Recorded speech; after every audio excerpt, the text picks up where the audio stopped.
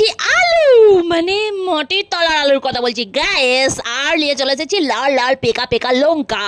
লাল লঙ্কাকে ভেজে নুন তেল দিয়ে আলুকে চটকে চটকে মেখে নিয়েছি, কারণ এই আলুটার স্বাদ কিন্তু যতক্ষণ না চটকাবো ততক্ষণ বেরোবে লাই। তো যাই হোক, তারপরে লিলিছি চেনাচুর, তার মধ্যে পেঁয়াজ কুচো, লঙ্কা কুচো, তেল নুন সব দিয়ে ভালো করে কষ্ট কষ্ট করে মাখছে।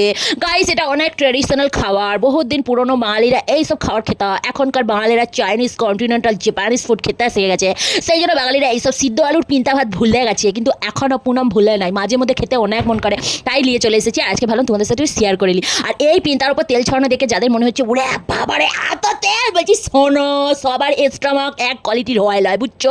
পুনমের স্টমাক অনেক স্ট্রং, এরকম তেল পিন্তা পেঁয়াজ সব হজম করে নিবে, সেই জন্য পুনম খেতে পারে। তোমরা ট্রাই করো না প্লিজ, যদি শরীর খারাপ হয়ে যায় দায় কিন্তু পুনম লেবে লাই।